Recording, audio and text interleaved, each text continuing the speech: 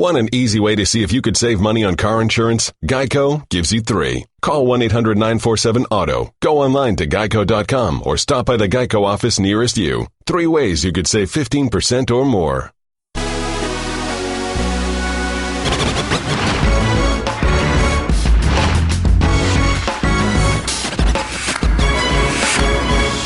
Coming up on the best 60 minutes of your day. Listed as questionable, but what message is sent if KD doesn't play against Russ and the Thunder tomorrow? Sixers sensation Joel Embiid joins the show and explains why trash talking is such an important part of his game. Also, how Baker Mayfield's behavior will impact his Heisman Trophy chances. And just 2 minutes into his projected one-and-done season, Michael Porter Jr.'s season is over. How a back injury will affect his draft status. Sports Center at 6. Oh, man, I won't say that he was a flop, but...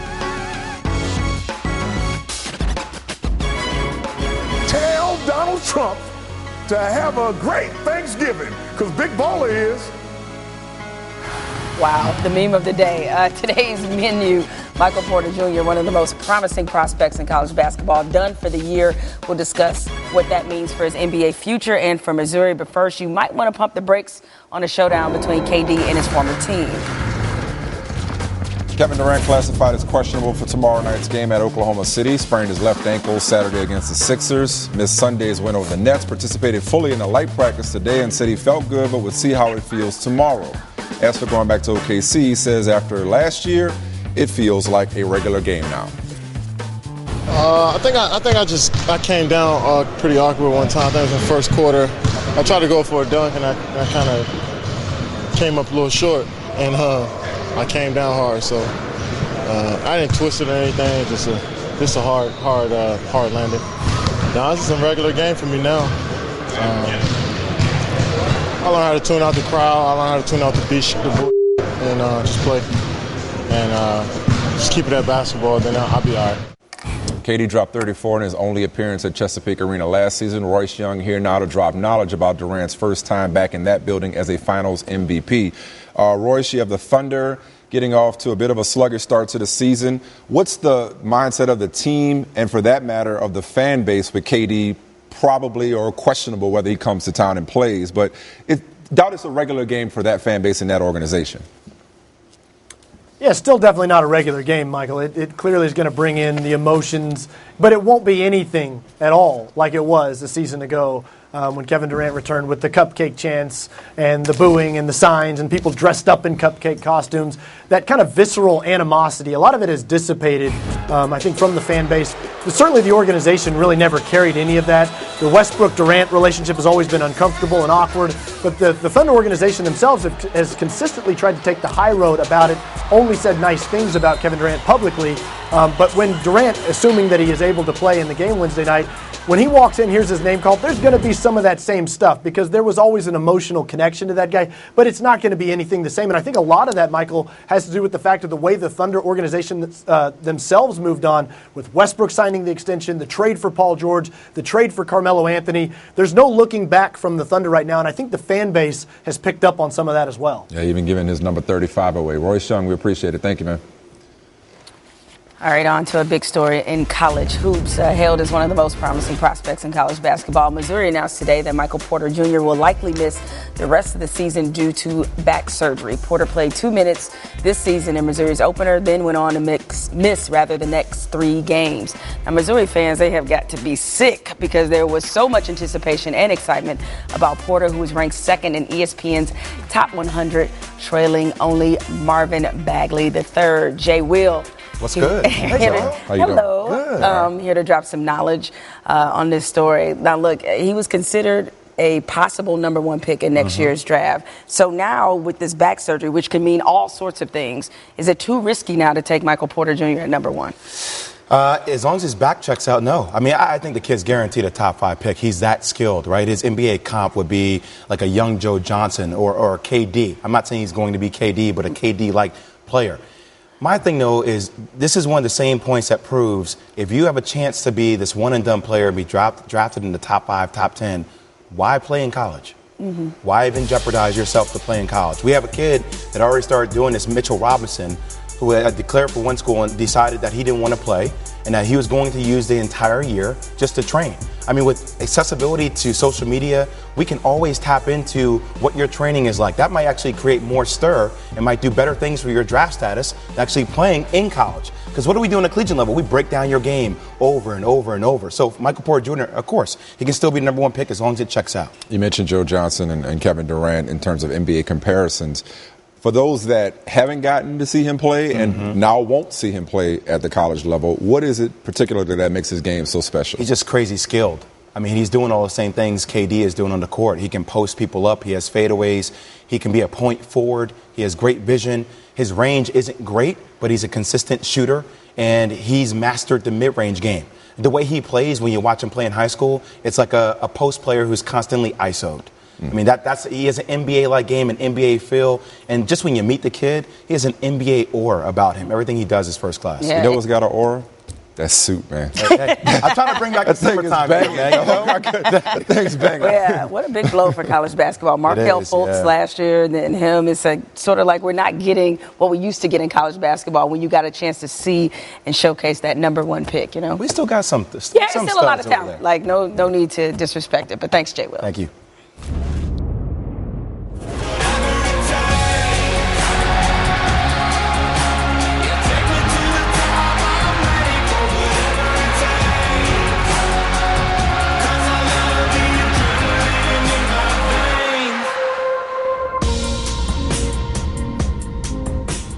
We will find out who is in the top 4 coming up at the top of the hour on ESPN. Marcus Spears, who's your top 6?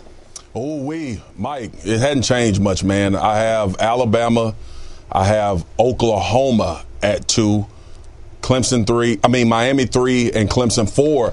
I think I'm struggling with the Clemson loss to Syracuse. I still am. I know a lot of the country has gotten over it. Obviously, the playoff committee has gotten over it. But that loss is alarming to me. And then with some of the performances that Clemson has had up until that point, it's just troubling to think that they're high up. I do think they're one of the 4 best teams in the country, but I will have Oklahoma edging them out right now. That's interesting that you still have Wisconsin on the outside looking in. What do the Badgers have to do? Or are you one of those people that want to maybe find a way to put either 2 SEC teams or 2 ACC teams into these playoffs? For me, Jamil, it's not necessarily about a conference getting 2 teams in. I think Wisconsin has to go undefeated because of the schedule. I'm on that boat with everybody else. Who you play matters. Wisconsin had a great win against Michigan. They came back and beat an Iowa team that thrashed Ohio State. So those are impressive, and you see them as the outliers right now. But I think they're still proving themselves, and it may be unfortunate for Wisconsin. I know the fan base feels like it's unfortunate, but at the end of the day, who you play matters. And if they go win the Big Ten championship and are undefeated, they will definitely get into the playoff. Now, as big of a story as these rankings are, probably the bigger story is Baker Mayfield. He will not start in the upcoming matchup against West Virginia for grabbing his crotch and yelling obscenities at the Kansas sideline during Saturday's game. Here is Baker Mayfield's emotional apology.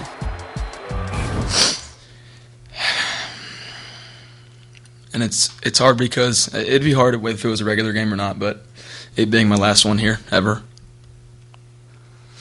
it means a lot more. It's going to be tough. Now, on the Kansas side of things, Coach David Beatty announced today the 3 Jayhawks who snubbed Mayfield's handshake attempt will not serve as captain Saturday when the team plays at Oklahoma State. Now, Baker Mayfield is the front runner to win the Heisman right now. Spears, let's bring you back into this conversation. How much will this incident influence the Heisman voting? I think it influenced a lot of people that have votes. I don't have one, don't want one, because I think the award is partly a popularity contest. But with that being said, I think Baker is so far ahead of everybody right now. The big wins, the great numbers. And look, for all intents and purposes, they love this Heisman trophy to go to a quarterback. Like, that's the signature guy that they want to give this trophy to. I just honestly believe that. Now, with that being said, his actions. This Heisman committee has dealt with guys that have had problems, and it's been an issue for them. It's been an issue with Reggie Bush and his situation. It's been an issue with Johnny Manziel, giving those guys the trophies and maybe having a regrettable decision. I don't think Baker Mayfield will make them have a regrettable decision, but as far as football, he's the best player in the country right now. Let's discuss America's Uncle LeVar Ball. We begin with the Sun, though, first. A couple nights after a poor shooting outing against the Sixers, Lonzo recovered with a triple-double against the Nuggets. Still, he's shooting just 31% from the field, attempting just 1.5 free throws per game, only making those at a 46.2% clip. So far, up and down rookie season for Lonzo Ball. Now, we'll discuss LeVar's performance on CNN later, but, he always has some hot takes. Here's LeVar's take on the Lakers coaching staff in relationship to his son. They're soft. They don't know how to coach my son. I know how to coach him. I tell Lonzo to go get the victory, stop messing around. All right, I guess. Young Mazouk, he's in L.A. ahead of tonight's Bulls-Lakers game. As I mentioned, Lonzo, he's had a very inconsistent start to his rookie season. So what are the Lakers coaching staff, what are they telling him to work on to maybe help him get more consistent? Jay Hill, they want him to focus on rebounding first. Assistant coach Brian Shaw told Lonzo, start hitting the glass, because they believe that kind of ignites his game. When he's able to hit the glass and get rebounds, then he has the ball in his hands, and I think it makes him feel more of a sense of urgency where he can start a fast break, push the pace for the Lakers, and now that gets him going in assists. Perhaps it might get him going with his shot a little bit, or gets him moving toward the basket with some momentum. They're looking for any little thing they can do to spark the rookie and get him going and kind of light a fire underneath him. And the other night it worked. 16 rebounds was his career high, most rebounds by a rookie since Steve Francis in 2000. All right, well, that's something, I guess. Thanks, we appreciate you joining us. A couple of days and a couple of wins ago, Brad Stevens said the Celtics weren't as good as their winning streak. Well, they're damn good at coming from behind. The NBA's comeback kings, mostly because of Kyrie Irving's ridiculous play in clutch time. That's defined as less than 5 minutes remaining and the score within 5 points. Kyrie has a PER, player efficiency rating, of 78, which would be by far the best mark of any player in the last 20 seasons, well ahead of second place LeBron James. First place with the knowledge, Amin El-Hassan. Dude, they've come back from a 15-point deficit or more 4 times during this streak. They've trailed in the fourth quarter 8 of the 16 wins, including each of the last 3. To what would you attribute their ability to overcome just about any deficit? I think it's the defense. Yeah. They're number 1 in the league in defense efficiency. They're also number 1 in the quality of shot that they give up. We have this number given to us by Second Spectrum. It's great. It's called QSQ. And it basically measures the shot quality, what an average NBA player would shoot given the same conditions, same defensive conditions, same spot on the floor. They're number 1 at making their opponents take the worst shots possible. The flip side of that is they're not good offensively. And I think that comes as kind of a surprise because Brad Stevens, we all like him. We think he's a whiz as an offensive coach, and he is. And Kyrie Irving, you just talked about how amazing he is, and he is. But they're bottom 3rd in the league in offensive efficiency, and they're bottom half of the league in field goal percentage, effective field goal percentage. That's why they struggle. That's why they go down, because they have problems generating the points. But the defense, they hang their hat on, and they're able to turn that into buckets in transition. They're also relying an inordinate amount on young players in clutch time, which is amazing. So I guess, is there something misleading about the winning streak then? Or to Stephen's point, are they as good, or are they just finding ways to win? And that's not always the same thing. Yeah, I don't think you win 16 games in a row, and it's just like, it's all a sham. Like there's a level of you're just good at some point. But it's the type of good they are. It's a defensive blue-collar, scratch and claw your way back. And make no mistake, they got to get better offensively. This is not going to cut it. Them being bottom 3rd in the league, we always talk about defense wins championships. No, good teams on both sides of the ball win championships. So that's got to get better. But in the meanwhile, the shot can come and go. Your defense shows up every night, and that's what they've been doing. All right. Let's go to the Clippers. Loses at 9 straight. Last night by 22 to the Knicks, maybe allowing 110 per 100 has something to do with that. Volume getting louder on talk that Doc's seat should be getting warmer. Time for the Clippers to panic. I'm going to say no. I'm going to give them the benefit of the doubt. You know, that surprised me coming from you. Everyone, don't start stuff. I'm not. I'm just saying. That's not the answer I expected. They're wonderful people. No. No, here's the thing. Patrick Beverley is a huge part of their identity, their new identity, right? As a scrappy defensive team, which they haven't been since he was hurt. Now, he came back last night against the Knicks, but he can't stem the tide of a lot of bad habits. Other guy they've been missing is Danilo Gallinari, who multi-positional player, gives them some versatility. So missing those two guys has hurt, but that's no excuse for them being awful defensively. They should be worse than what they were, but they're awful. And one of the most shocking numbers I found was that they're not rebounding well. And for a team that has DeAndre Jordan, who's an excellent rebounder, and Blake Griffin, who's not too shabby himself, for them to be one of the worst defensive rebounding teams in the league is kind of it's not acceptable. And it's weird when you look at the Celtics.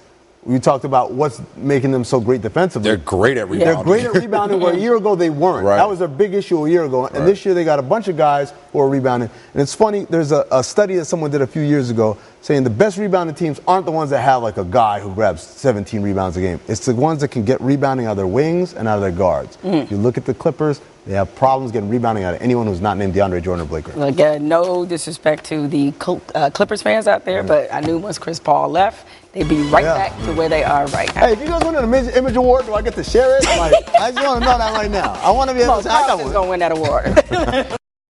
Computer, execute 12.4p operation. Optimizing algorithm. Running encryption packet alpha. Night. Oh, I don't feel so good. What is it, computer? Is it hot in here? It feels hot in here. I feel a little clammy. I should lie down or something. A computer with a virus? Surprising. What's not surprising? How much you could save by switching to Geico. Those oysters Rockefeller were a mistake. Geico. 15 minutes could save you 15% or more. Baker Mayfield has not made a lot of friends this year in college football. I'm sorry for a lot of things. I know he's disappointed in himself and his actions. Baker says, you don't want to shake my hand, that's fine. I'll take it on you guys here in a minute. Baker won't be a captain for this game, which is a big deal to him. He also will not start this game, but he will play. The problem with Baker Mayfield, when you add it all up, he is getting pretty close to the line. He certainly set a new NCAA record for apologies. I apologize not just to the Kansas people, but also our Sooner fans today. I don't know that I'll ever have a player that's as special to me as he is. And he's got a great heart that a lot of people don't get the chance to see like I do. And I'm proud as hell to be his coach. All right, Kirk Herbstreit joins us now. I was a Heisman voter. You are a current Heisman voter. So when you look at what Baker Mayfield did against Kansas, what impact for you will that have on your Heisman vote? Well, I think it's something you consider. I'm sure, Jemele, when you voted, you look, of course, at the performance and what all these guys do on the field. But if you really read the fine print on what you're voting for, it's a guy that really represents college football and what it's about. And by the way, I think Baker does. I think he made a mistake here. I think he's had a couple incidences this year where he's kind of come out and lost his cool a little bit.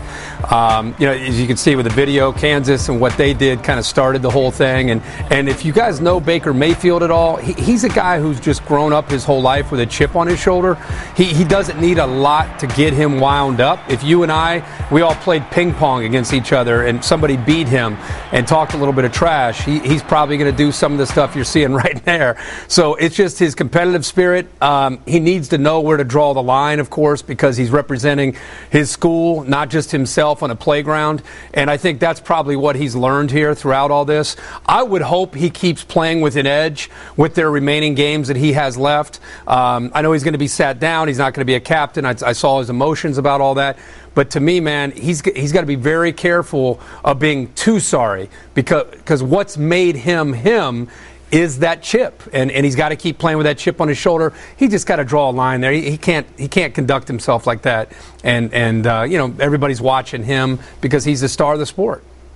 Kirk, could you continue with that thought for a second? Because you started it. I don't know if you necessarily got back around to it. You said that Baker Mayfield does, in fact, represent what's great about college football. You talk about, his edge, but can you expound on that a little bit more? Like, for those that don't know him, you see this and you say this is opposite of what college football wants. What is it about Baker, the person, that does represent what's good about college football? Yeah, I mean, I love all these guys, first of all, these players and the work that they put in and the attitudes that they play with. I've known this kid for 3 years, and I know he's made some mistakes. Everybody talks about the incident where I think it was a DUI, and he got tackled by the police. And, now this incident, the Ohio State game where he did the flag. There's some things that aren't necessarily probably his most proud moments, but also know that when I've been around him, I've always walked away with a very favorable impression.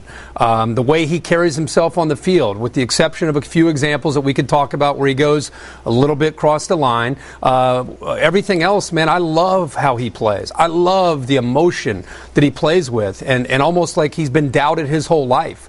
And I think that's healthy. I think his team feeds off of that. I think his entire defense and the coaches feed off of that emotion. So I think the fact that he's been doubted and his whole story about he walked on at Oklahoma the night that Trevor Knight had an awesome game against Alabama, was the MVP of a Sugar Bowl when they knocked off Alabama, and he still went and decided to go play for Oklahoma despite that. And Trevor Knight was a freshman. His whole story is incredible. I just wish he would quit letting his emotions take him into a place that he has to apologize on Monday, because after a while you start to wonder, okay, how sorry is he? But to me, it's all about emotion and him trying to control that emotion. That's it. All right, well, we certainly expect to hear a lot more about Baker Mayfield from you and the guys tonight on our Rankings Reveal show, along with your top 6, which is we understand is going to surprise number 1. Again, following us right here on ESPN, we'll have the exclusive reveal of the College Football Playoff Top 25. That's at 7 p.m. Eastern, also streaming live on the ESPN app. All right, Week 12 NFL Power Rankings. These don't decide who gets to play for a championship. It's just more fodder. Vikings into the top 5, moved up a couple of spots, while the Saints, I guess, coming back against the Redskins was used against them. They went from 3rd to 5th, and on the Instagram account took notice. Oh, the eyes. I get it. All right. I guess if I were them, I'd feel some kind of way. But the most complete team in the league, but okay. All right, well, you mentioned the Vikings. Let's do a little questions that need answering. Starting in Minnesota with Courtney Cronin. The Vikings have won 6 straight heading into their Thanksgiving Day matchup. How much confidence does this team have in Case Keenum to keep this streak going? Well, Jemele, the amount of confidence and guts Case is playing with right now has him playing as one of the best quarterbacks in the league. His mobility is one of the biggest assets for the Vikings, but it's when he's inside the pocket that he exudes confidence. I asked Keenum earlier this afternoon about his willingness to take risks, and he said that, he knows that calculated risks are necessary, and every decision he makes is going to be under scrutiny, but he wants to give his guys a chance. Multiple times against the Rams, you saw that there late in the first quarter with the pass, the miraculous pass, evading the pass rush, getting crushed by Michael Brockers. Somehow a ball lands in Adam Thielen's hands. Like there again with Kyle Rudolph throwing through a tight window. Rudolph catching the pass over the back of Alec Ogletree. And if there's one thing Case Keenum has never been criticized for, it's playing overly conservative. Mike Zimmer said just as much earlier today. We'll go with the word fortitude to describe one of his favorite characteristics of Case Keenum. All right. Thanks a lot, Courtney. We appreciate you joining us, and get warm somewhere. One day we're going to do an indoor hit with you. All right, Stefano Pizarro, you're at Cowboys practice today. Looks like you're behind an aquarium, but you are indeed at the practice facility. What did Dak Prescott say about bouncing back after a poor performance with such a short turnaround this week?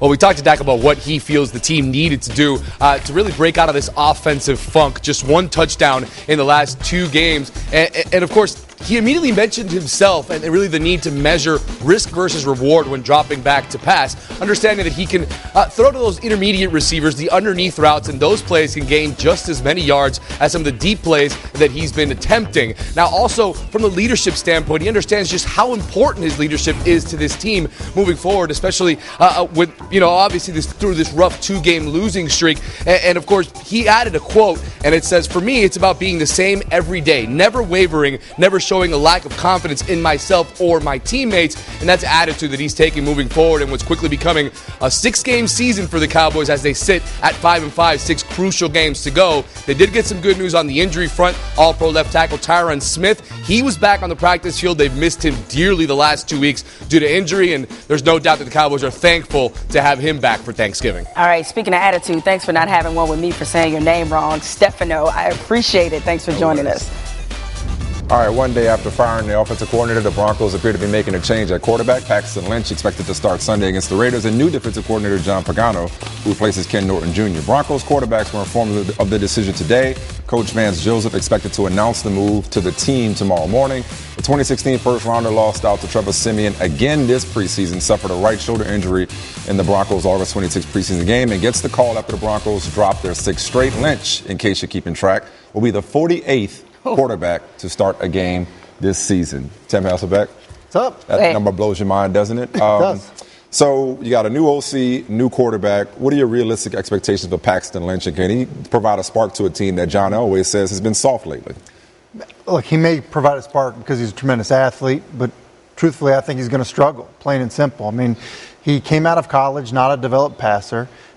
He hasn't had a good preseason, and when he played last year, didn't really play well a year ago.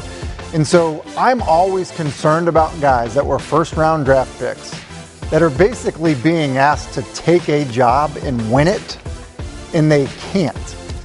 When you are a first-round draft pick and you can't beat out Trevor Siemian, when they want you to beat out Trevor Siemian, that's a big problem. And I think it speaks volumes for what the organization thinks about you. And so I think he'll struggle as a passer. They maybe have some design runs for him, and I think he'll execute those fine. But I think it'll be a struggle. Yeah, it's tough because given the injury situation with him, it's been hard to evaluate him. But I think a lot of people have evaluated him based off what you said. But is that fair considering we've seen so many quarterbacks in this league kind of develop at their own pace? Right. I think it is fair based on last year's preseason, 3 games last year, some preseason and training camp this year. And, yeah, he gets hurt, but it really wasn't a competition before his injury. I mean, the writing was on the wall that he wasn't going to be the guy. And so it does make it hard to evaluate him, but I think they've seen enough. All right. Let's talk now about last night's game. The Seahawks probably feel as sick as the Falcons feel relieved. Hopefully that made sense. The Falcons probably saved their season last night with a win over the Seahawks because had they not won, they probably would have needed to basically win out in order to have even a remote shot at the playoffs. Instead, today, this is how the playoff picture looks for the Falcons and the rest of the NFC. Seahawks and Lions are both on the outside looking in, but looking at this entire map here, Tim, which of these 6-4 teams look the best to you? I think it's the Detroit Lions. I think the Lions can win 5 out of their next 6. They got a brutal game this week against Minnesota, but at Baltimore, Tampa Bay, Chicago, Cincinnati, and Green Bay. And we don't know if Aaron Rodgers is even going to be playing at that point. That's 5 winnable games. And if you win 5 games at the end of the year, you get to 11, you're probably going in with momentum. I understand they don't have a great running game right now. They've got 2 really good backs, and they'll find ways to use them. I think defensively, they're a better group than they've played. They have 2 really good coordinators. I mean, to me, I look at that, and I think they could be one of those teams that at the end of the year is just playing their best football, and all of a sudden it's surprising. Wow. I want to clutch my heart and call for Elizabeth. Okay? You know what I mean? No, from Detroit. I've just seen 50 years of them disappointing their fan base, so I'm sure a lot of Lions fans appreciate that. Thanks, Tim. Yep. All right, some discouraging news for Nuggets fans. Nuggets forward Paul Millsap could miss 3 months with surgery to repair a torn ligament in his left wrist. According to ESPN reports, the Vertical was first with the news of the surgery. Millsap signed a 3-year, $90 million free agent contract with Denver this summer. So bad news for them. Mitchell challenging Joel Embiid, and Embiid had something to say to Mitchell. And and Mitchell put a forearm into Embiid. The tee is called. Joel hit the deck, and now he's urging the fans to rise and cheer. I see something new, and then he just got up and kind of fake showed me, and I flopped, and he got a technical forward, and so that was basically how it happened. That is peak Joel Embiid right there. We are joined now by my dog, my guy, the process, Joel Embiid, here on the 6. So we saw you stare down Donovan Mitchell last night. What did you say to him, though, that got him so upset? It was just, the heat of the game. I think a couple plays before that, he had a pull-up jumper over me when I switched onto him. And he said something like, you can't guard me. And then I was like, okay. So the next couple actions, I ended up blocking the shot, and I had to let him know that that's how it goes when you come into my paint, and I guess he got his feelings hurt.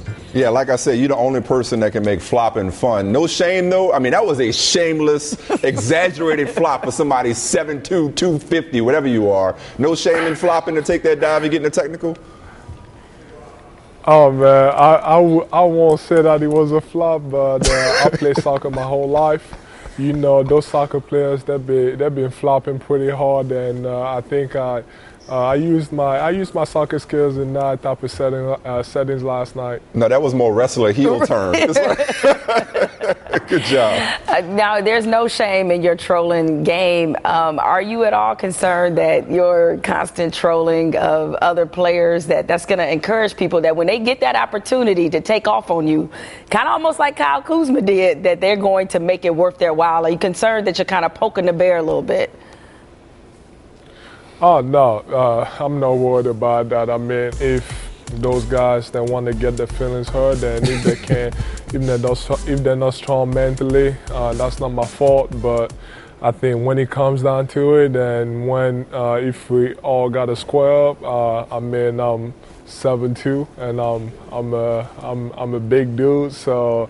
I don't think you want to try me, and I'm African too, so that's the whole point of playing basketball, having fun, go out there, have fun, kick someone's ass, and just play basketball.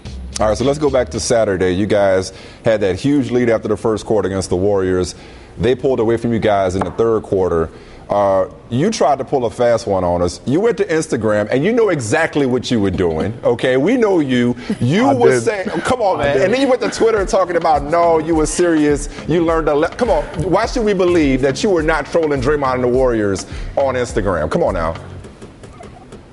No, I was trying to make sure that the world knows that we blew a lead and that we were so young and we had to learn our lesson, and I think we did. I think when we're going to be in that type of situation again, we're not going to make the same mistakes. So you just had to pick that picture of Draymond Green to get that point across and say, now we know what it's like. That was a 3-1 joke. Fired that off, a 3-1 joke. No, but at the same time, you got to give the Warriors a lot of credit, man.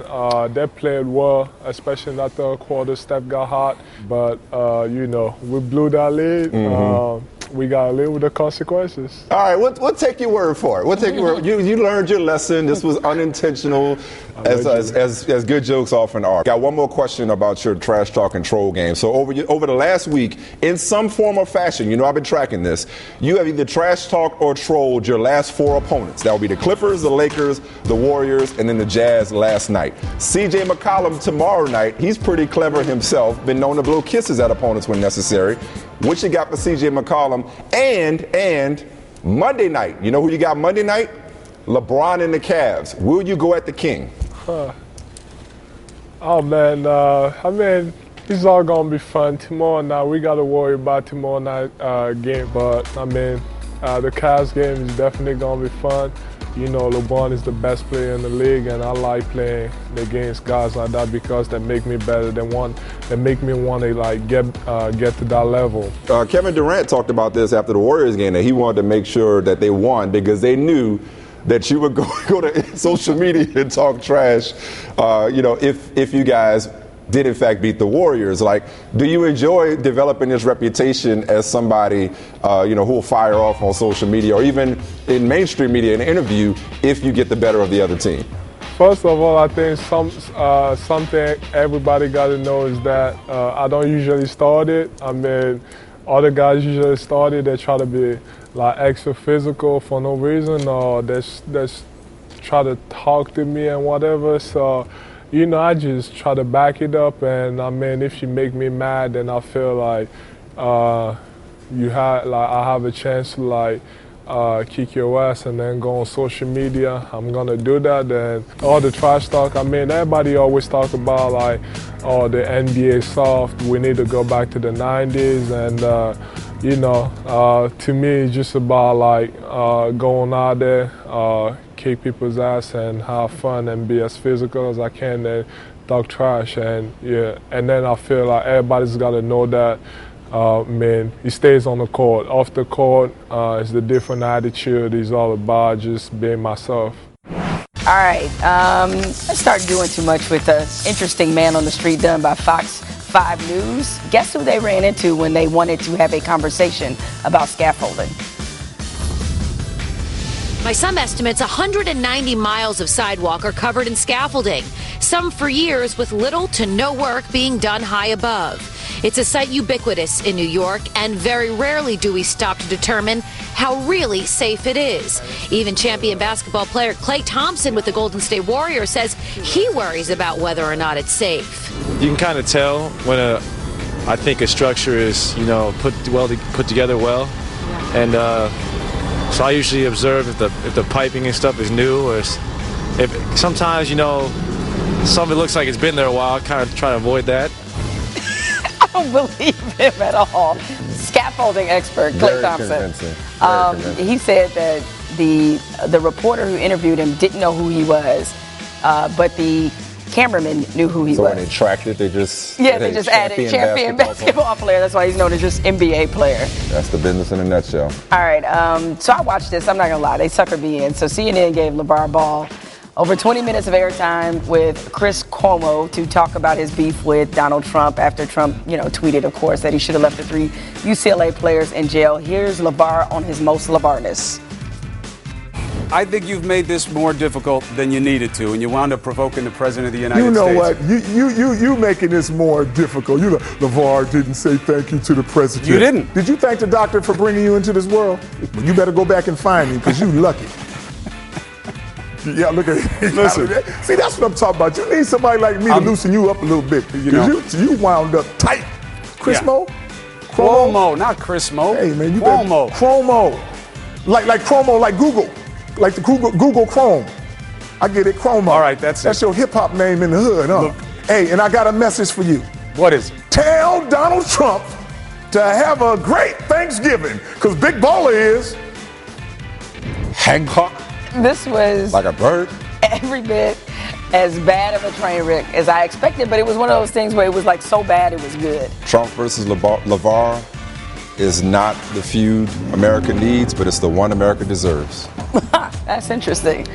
All right, before we call it a day, here's who had a good day. Cam Newton, on the 9th anniversary of his laptop incident at Florida, which caused him to transfer to Blinn Junior College, posted this picture, his mugshot picture on Instagram, to tell us what he's thankful for. And that's that he's come a long way, and that he overcame his circumstances, self-inflicted, and that if he did it, you can too. So way to be transparent, Cam. Please get some new script. All right, well, I guess that does it here for us on The Six. Sports Center continues on ESPN News. The exclusive college football top 25 rankings reveal is next. Stay tuned.